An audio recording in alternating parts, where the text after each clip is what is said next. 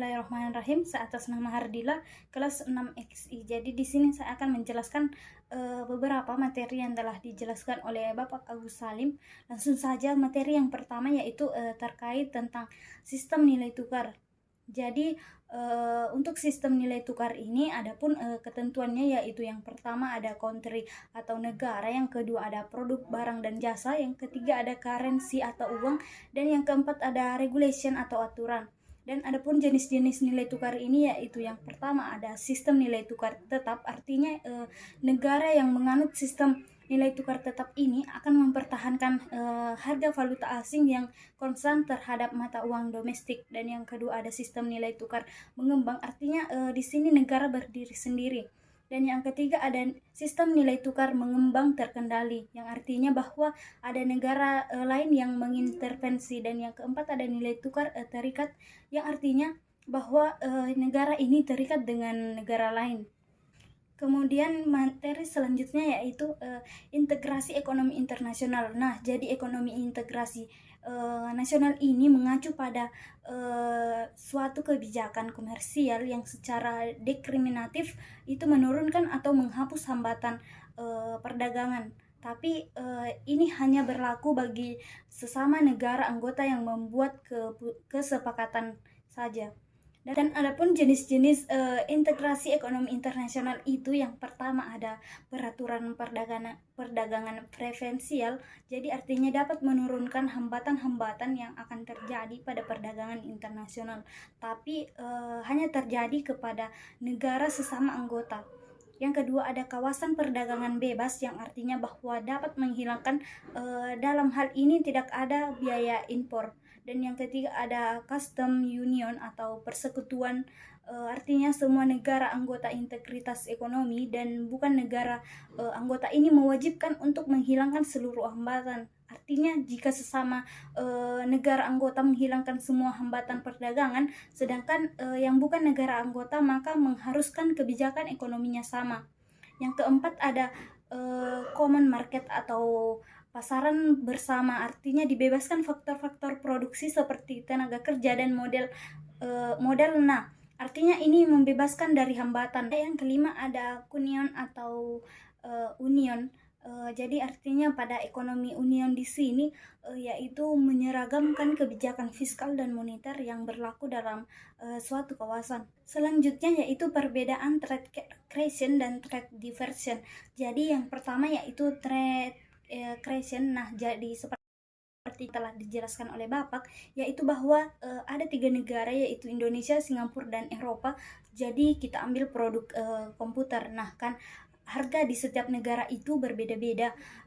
Contohnya di Indonesia harga 300 US dollar, sedangkan di Singapura dan Eropa itu sama-sama 280 US dollar. Jadi bisa kita lihat di sini bahwa selisih harga produk ini sangatlah kecil. Jadi dikarenakan posisinya di sini Indonesia yang mau mengimpor komputer, maka di sini Indonesia tidak dikenakan biaya masuk, tapi Singapura dan Eropa sama-sama dikenakan biaya masuk sebesar 30 US dollar. Kemudian harga sebelumnya itu adalah Indonesia tetap 300 US dollar karena tidak dikenakan biaya masuk. Sedangkan Singapura dan Eropa itu sama-sama jumlahnya sebesar 300 US dollar. Nah, kemudian harga setelahnya itu dikarenakan Indonesia dan Singapura ini adalah negara yang berintegrasi, maka komputer di Singapura itu tetap 280 dolar. Artinya hambatan-hambatan seperti biaya masuk ini sudah dihilangkan karena saling berintegrasi. Sedangkan di Eropa itu dikenakan biaya masuk karena tidak berintegrasi. Jadi bisa disimpulkan bahwa trade creation ini muncul karena harga produk secara internasional terhadap harga produk dalam itu kawasan perdagangan bebas sangat kecil, sehingga ini memberikan kesejahteraan yang tinggi bagi negara anggota atau negara yang saling berintegrasi. Selanjutnya yaitu trade diversion. Jadi contoh seperti tadi yang sebelumnya saya jelaskan, yakni bahwa ada 3 negara Indonesia, Singapura, dan Eropa. Tapi yang menjadi perbedaan yaitu kualitas komputer di Singapura dan Eropa itu berbeda.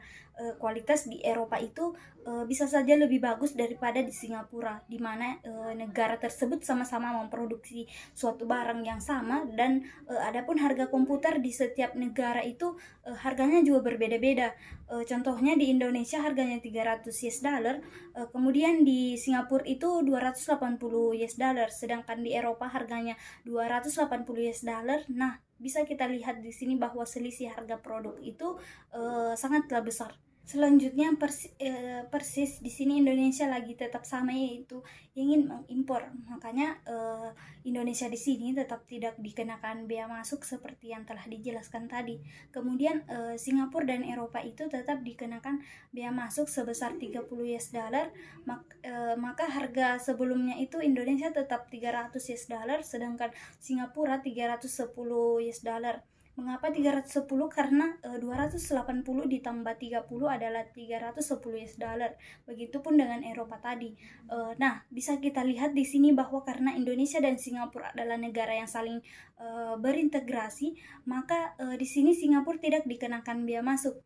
Sedangkan Eropa itu yang tidak saling berintegrasi, makanya harga komputer setelahnya itu adalah 290 US dollar. Bisa dilihat selisih harga komputer di Singapura dan Eropa harganya hanya selisih 10 US dollar. Walaupun harga selisih US dollar itu, Indonesia harus tetap mengimpor barang dari Singapura karena saling berintegrasi. Sehingga bisa disimpulkan di sini bahwa trade diversion ini sangat merugikan atau mengurangi kesejahteraan anggota. Mengapa demikian? Karena jika bukan karena aturan, maka bisa saja Indonesia ini membeli barang dari Eropa, karena dilihat dari kualitas Eropa jauh lebih baik dari Singapura. Tapi karena ini sudah aturan integrasi ekonomi, maka negara yang saling berintegrasi itu kadang ada yang bubar karena tidak tetap bertahan seperti ini. Itu juga akan merugikan pihak pembeli, karena bisa saja dia membeli barang yang berkualitas, tapi karena adanya aturan integrasi maka tetap berpihak kepada negara anggota.